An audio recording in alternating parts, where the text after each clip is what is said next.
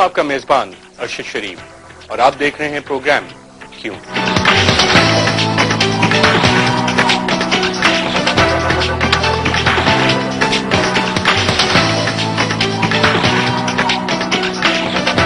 بچپن میں آپ میں سے کچھ لوگوں نے $6 ملین مین پروگرام دیکھا ہوگا، جو کہ امریکہ میں ایک مقبول سیریز تھی اور مسلسل 4 سال تک چلتی رہی۔ میرے پاس $6 ملین مین ٹائپ کوئی کہانی تو نہیں، لیکن ہمارے پاس ایک پاکستانی میڈ $1 ملین مین کی کہانی ہے، جس کی رابن ہوڈ ٹائپ سخاوت کے چرچوں نے آج سے 10 سال قبل خیبر پختونخوا کے ضلع مانسہرہ کے ایک علاقے اگی میں دھوم مچا دی تھی۔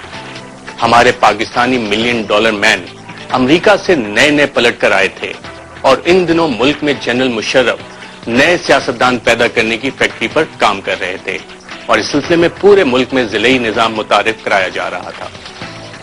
ہمارے یہ $1 ملین مین بھی یہ سوچ کر امریکہ سے اپنے وطن تشریف لے آئے کہ اب وقت آ گیا تھا کہ وہ بھی سیاستدان بن کر اپنے ملک اور قوم کی خدمت کریں، اور اس نیک کام کا آغاز وہ اپنے علاقے اگی سے کرنا چاہتے تھے، کیونکہ اپنے لوگوں کی لاشوں پر اپنے قد بڑے کرنا قدر آسان کام ہوتا ہے۔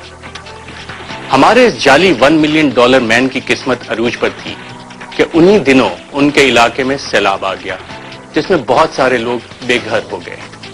لوگ سیلاب میں ڈوب رہے تھے، لیکن ہمارے اس $1 ملین مین کی قسمت ابھر رہی تھی۔ ماؤ سے تنگ نے کہا تھا کہ بحران کو موقع میں بدل دو۔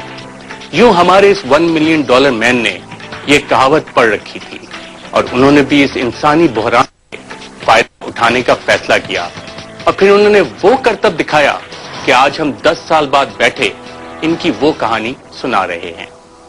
تاہم یہ کہانی سنانے کی پاداش میں مجھے اس کہانی کے مرکزی کردار، جسے ہم $1 ملین مین سمجھتے ہیں، سابق وفاقی وزیر سینیٹر اعظم سواتی نے ایک خط لکھ کر بھیجا، جس میں ان کا کہنا ہے کہ میں یہ کہانی دراصل زرداری، گیلانی اور کاظمی سے پیسے لے کر آپ کو سنا رہا ہوں۔ اس خط میں اور کیا کچھ انہوں نے لکھا کی تفصیلات تو ہم آپ کو بعد میں بتائیں گے، پہلے آپ اس $1 ملین مین کی کہانی سن لیں۔ ہمارے $1 ملین مین کی کہانی کچھ اس طرح شروع ہوتی ہے کہ 23 جولائی 2001 پورے مانسہرہ ڈسٹرکٹ میں ایک ہنگامہ مچ گیا کہ امریکہ اعظم خان، جنہیں علاقے کے لوگ ڈالر خان کے نام سے جانتے ہیں، علاقے میں ہونے والے ایک ٹریجڈی کے متاثرین کے لیے $1 ملین کا نوٹ عطیے میں دیا تھا۔ جی ہاں، $1 ملین کا نوٹ۔ آپ یقیناً پوچھیں گے کہ دنیا بھر میں $100 سے بڑا نوٹ نہیں ہے، تو پھر یہ $1 ملین کا نوٹ؟ جی ہاں، $1 ملین کا نوٹ۔ دادر کے علاقے میں آفت آنے کے بعد وہاں کے مقامی باشندوں کی بحالی کے لیے ضلعی انتظامیہ نے مختلف اقدامات کر لیے۔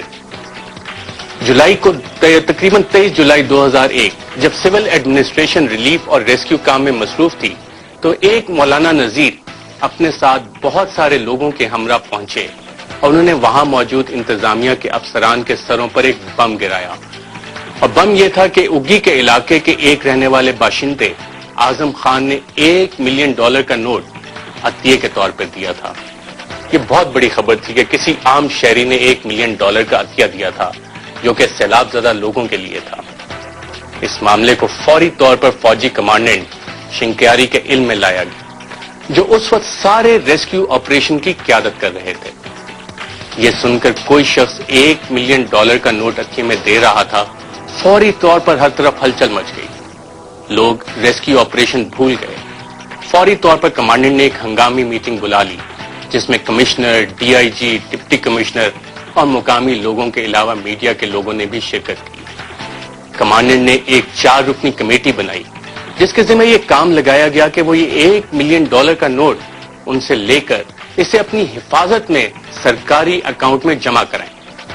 کمانڈنٹ نے یہ بھی فیصلہ کیا کہ اس $1 ملین کے نوٹ کو مانسہرہ لے جایا جائے گا اور ایک بھاری فوج کی نفری اس کے ساتھ حفاظت کے لیے بھیجی جائے گی۔ ایک آرمی میجر زرداد کے ذمہ یہ کام لگایا کہ وہ جو ہی $1 ملین کا نوٹ اعظم خان سے وصول ہو، وہ ایک فوجی دستے کی قیادت کرتے ہوئے اس نوٹ کو باحفاظت مانسہرہ چھوڑائیں گے۔ یوں میجر صاحب باقاعدہ اپنی ایک گارڈ لے کر شہر گئے تاکہ کوئی حملہ آور حملہ کر کے ان سے وہ نوٹ نہ چھین لے۔ جب یہ 1 ملین کا نوٹ مانسہرہ پہنچ گیا تو اگلے دن اسے نیشنل بینک کی مین برانچ میں جمع کرا دیا گیا تاکہ اسے کیش کرایا جا سکے۔ کمال اس بینک مینیجر کا دیکھیں گے اسے بھی علم نہ تھا کہ $1 ملین کا کوئی نوٹ نہیں ہوتا، اور انہوں نے بھی اسے جمع کر کے اس کی رسید بھی باقاعدہ جاری۔ اگلے دن کور کمانڈر جب وہ دادر میں ایک بریفنگ میں شریک تھے، ان کو بھی اس $1 ملین کے عطیے کے بارے میں بتا دیا گیا۔ اسی دن کور کمانڈر نے گورنر سرحد کو بھی اس $1 ملین کے عطیے کے بارے میں بتا دیا۔ اس اثنا میں یہ بات میڈیا کے ذریعے پھیل چکی تھی، جبکہ عطیہ دینے والے اعظم خان کا کہیں اتا پتہ تک نہ تھا۔ اس کے گھر پر سرکاری اہلکار بھی بھیجے گئے، لیکن اس کی کہیں سے کوئی خبر نہ ملی۔ ہوم سیکریٹری نے ڈپٹی کمشنر کو فون کر کے پوچھا کہ عطیہ دینے والا خود کہاں تھا۔ اس پر اعظم خان کی تلاش پھر شروع ہو گئی، اور اس کے بعد 2 دن تک پوری ضلعی انتظامیہ ڈھونڈتی رہی۔ آخر تیسرے دن 25 جولائی کو اعظم خان نے ضلعی انتظامیہ کو اطلاع دی کہ اس نے جو نوٹ دیا تھا وہ جعلی تھا، اور وہ نوٹ بچے کھیلنے کے لیے استعمال کرتے ہیں۔ اس پر پوری انتظامیہ شرمندہ ہو گئی کہ ان کے ساتھ اتنا بڑا مذاق کیا گیا تھا۔ اس پر ایک انکوائری کا حکم دے دیا گیا۔ ڈپٹی کمشنر مانسہرہ نے 25 جولائی 2001 میں یہ ساری تفصیلات لکھ کر ہوم سیکریٹری سرحد کو بھیجی، اور اس خط کی کاپی انہوں نے ملٹری سیکریٹری، گورنر صوبہ Sarhad, private secretary to chief secretary کے علاوہ تمام سول، پولیس اور فوج کے اعلیٰ حکام کو بھیجی۔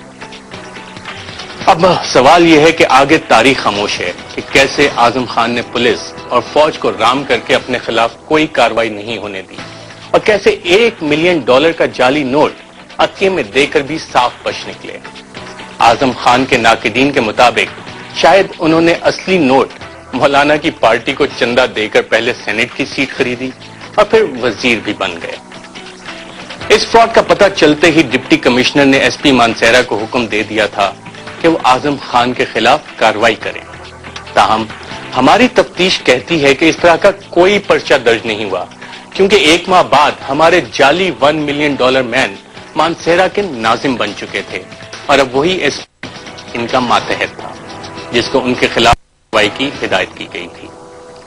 تاہم $1 ملین مین نے ہماری مشکل آسان کر دی ہے کہ انہوں نے یہ سارا فراڈ کیا اور بچ بھی نکلے۔ بعد میں اعظم خان سواتی نے اس وقت کے کور کمانڈر جنرل احسان کو $20 لاکھ کا پے آرڈر پیش کیا۔ شاید یہ وہ قیمت تھی جو اس $1 ملین مین کے خلاف کوئی ایکشن نہ کرنے پر ادا کی گئی تھی، کیونکہ اس کے بعد تاریخ خاموش ہے کہ ہمارے اس جعلی $1 ملین مین کا کیا بنا، کیونکہ پھر انہوں نے مڑ کر نہیں دیکھا اور ناظم کے بعد سینیٹر اور پھر وزیر بھی بنے۔ ہمارے اس قابل احترام جعلی $1 ملین مین کا آج کل تبدیلی کے نئے ہیرو عمران خان کے ساتھ ہر اول دستے میں شامل ہو کر کرپشن کے خلاف نعرہ لگانے میں سر فہرست ہیں۔ ان کے بارے ہی شاید کسی دل جلے شاعر نے کہا تھا، رند کے رند بھی رہے اور جنت بھی ہاتھ سے نہ گئی۔